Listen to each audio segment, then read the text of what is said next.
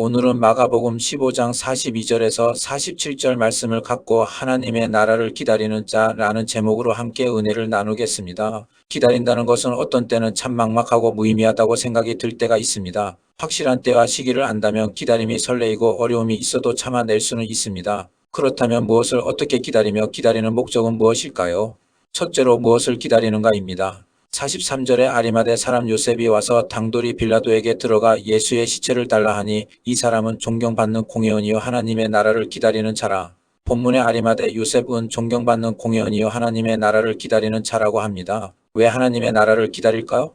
아마도 이 세상의 지위와 권세는 갖고 있어도 만족을 얻을 수 없고 소망이 없다는 것을 알기 때문인지 모릅니다. 우리는 이 세상을 살아가면서 삶의 가치가 무엇인지를 분명히 알아야 합니다. 기다리고자 하는 것이 무엇인지 알아야 소망을 갖고 인내를 할 수가 있기 때문입니다. 성경 말씀에 로마서 14장 17절 하나님의 나라는 먹는 것과 마시는 것이 아니요 오직 성령 안에 있는 의와 평강과 희락이라고 합니다. 먹고 마시는 것은 육신을 위한 것입니다. 의와 평강과 희락은 하나님의 자녀로서 이 땅에 대한 소망이 아니라 성령 안에서 우리에게 주시고자 하는 참된 영원한 것들입니다. 내 마음에 주님이 주시는 의와 평강과 희락이 없다면 인생이 얼마나 삭막하고 무의미할까 하는 생각을 갖게 됩니다. 그렇다면 하나님의 나라는 누구에게 임할까요?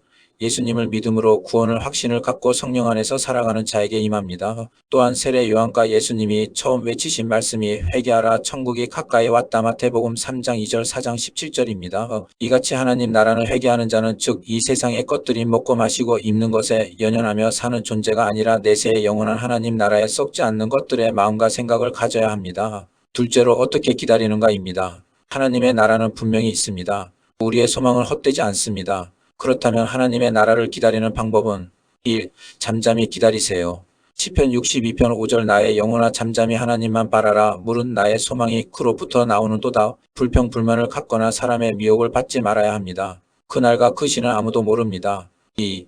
인내로 기다리세요.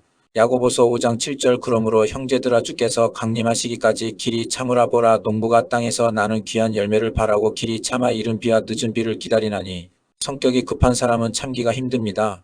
또한 한국 사람들은 무엇이든지 빨리빨리 해야 합니다. 부지런하다는 측면도 있지만 너무나 조급하다 할 수 있습니다. 인내함으로 소망을 이루게 됩니다. 3. 확신과 담대함으로 기다리시기 바랍니다. 미가서 7장 7절 오직 나는 여호와를 우러러보며 나를 구원하시는 하나님을 바라보나니 나의 하나님이 나에게 귀를 기울이시리로다. 불확실한 미래에 대한 확신을 갖는다는 것은 위험한 도박이다 할 수 있습니다. 그러나 보이지 않는 가운데 볼 수 있다는 것은 믿음이 아니면 불가능한 일입니다. 믿음의 눈으로 하나님의 나라를 바라보며 어떠한 어려움과 난관이 있어도 인내하며 기다려야 합니다. 4.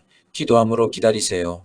시편 69편 3절 내가 부르짖음으로 피곤하여 나의 목이 마르며 나의 하나님을 바라서 나의 눈이 새하였나이다. 하나님의 나라를 기다린다는 것은 하나님의 임재를 체험인식해야만 가능하다 할 수 있습니다. 오감을 통해서든 마음속 깊은 곳을 통해서든 느껴지고 인지되어야만이 하나님의 나라를 기다릴 수가 있습니다. 그러기 위해서는 깊은 임재 기도가 필요합니다. 셋째로 기다리는 목적은 1. 구원을 얻기 때문입니다. 뽕나무에 올라가서라도 예수를 만나고자 했던 삭개오에게 예수님이 찾아오신 것처럼 구원을 얻게 됩니다. 이사야 25장 9절 그날에 말하기를 이는 우리의 하나님이시라 우리가 그를 기다렸으니 그가 우리를 구원하시리로다 이는 여호와시라 우리가 그를 기다렸으니 우리는 그의 구원을 기뻐하며 즐거워하리라 할 것이며 이에 영적인 새 힘을 얻습니다. 이사야 40장 31절 오직 여호와를 앙망하는 자는 새 힘을 얻으리니 독수리가 날개치며 올라간 같을 것이요 다른 박질하여도 곤비하지 아니하겠고 걸어가도 피곤하지 아니하리로다. 인생을 살면서 삶에 지치고 힘들 때가 많습니다.